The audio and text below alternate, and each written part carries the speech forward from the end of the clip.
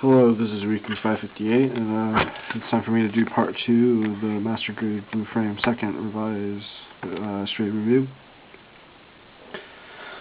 So, in the first part I covered articulation, so in part 2 I'll cover the gimmicks, weapons and accessories, and final thoughts, basically. And yes, I haven't panel lined them yet, but there's not much to panel line. I guess you could panel line these little lines here, just put lines literally everywhere there's a crease, but I don't really feel like doing that right now. So I'll do it later and show you pictures of it. Okay, so for accessories, I'll just take off his backpack and show that later. First off, he has armor schneiders, which is really nice looking actually. It looks like a really nice like army knife or something. It looks really cool. Has a hole for the hand, which has that peg, and I don't know if I mentioned it, the articulation. It has regular Master Grade hands, and I think I did mention it. Oh. And let's see.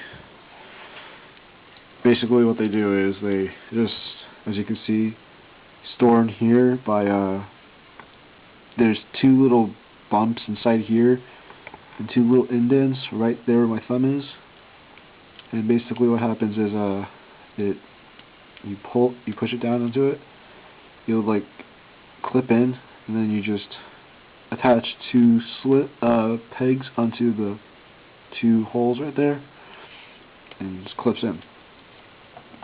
And that's it for the armor schneiders. And then his only other accessory is the tactical arms, 2.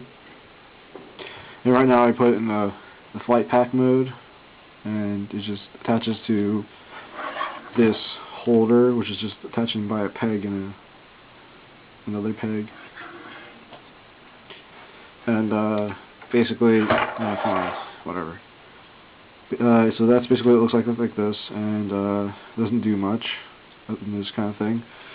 It has these wings out, which you can put in, like so. So first I'll show the Gatling form, I guess, or the Gatling gun. So basically all you do is just pull out these wings and push them back in, like so. And then you pull this up and push it in, I think. And then you keep these up, pull this handle down, and then you just turn the what used to be wings downward, and that's basically it. Let's see, here we are. It does come with a 1:144 scale action base and a special connector,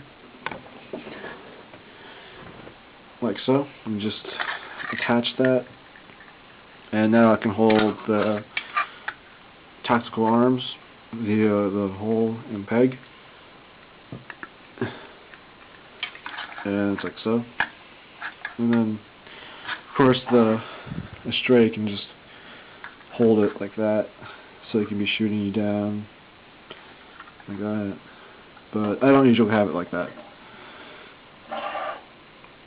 So that's pretty nice. Also, this action-based attachment is actually different from the usual one. This is the usual and this is the new. You can see it's quite a bit longer than the other one, which makes for obviously the action, which actually makes it so this thing's able to make this kind of pose.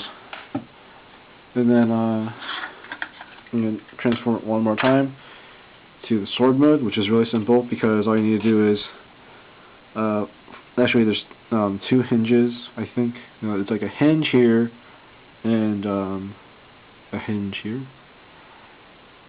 It's sort of a hinge, but there's 2 hinges, I guess.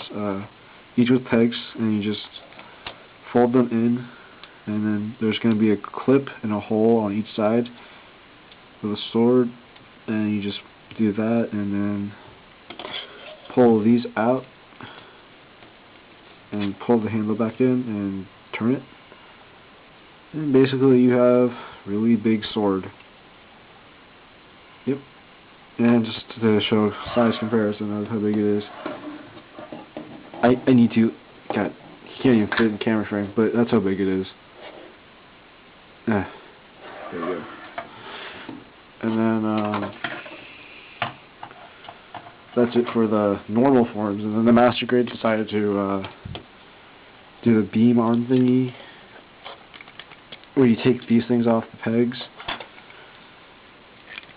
and then you flip out a peg. There's going to be a little tab so your nails can get to it. And then you just flip that out, and then you flip out a handle, like so.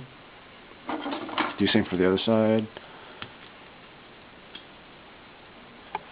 And then what you do is, I like to do this part first because the beams can go in easily anyway. There's a hole on the bottom of the arm, and then you can just peg that in, and then you just fit it into his hand. And then you can try to get it into that peg, but he doesn't really need it. Also, his hands are really small for a Gundam, and they kind of don't hold things very well. And then after that, you get two of these beam effects. You just get it, and you plug it into this slit in the orange part, and then it's also going to connect to connect here and here by pegs and slots all over the beam effect, and you just plug it in like so. And you have him holding a very nice looking beam arm sword thing. Not really sure what to call it really, but it looks nice. Okay, so I'm going to do the same for his other arm.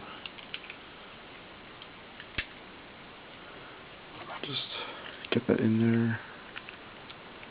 Now you can put the beam in first, but I really don't care what the order is. It just seems a little bit easier the other way, because you don't have to work around beams or anything.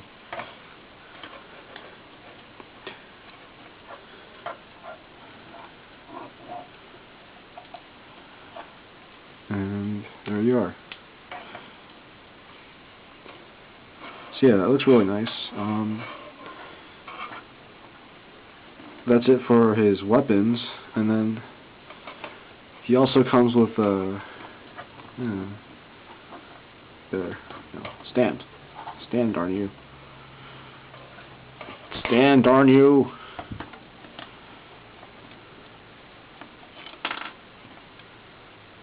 Fine. You can fall over it. Whatever, I don't care. Anyways, for final thoughts.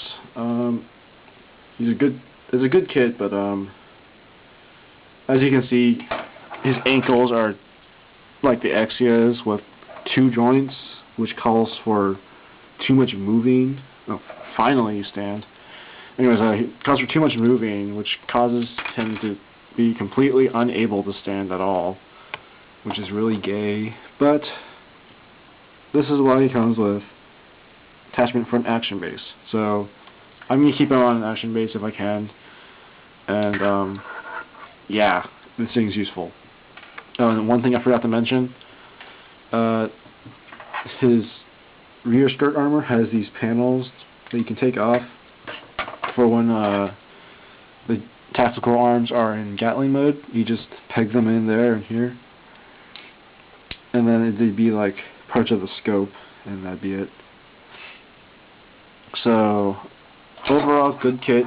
If you can get around his ankle problems, he's pretty much worth it. But if you really want to wait, you can get the red frame, because it's pretty much the same model, but different use of his tactical arms and weapons.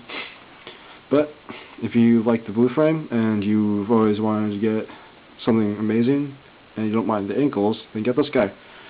So that's it for my review, and I'll see you guys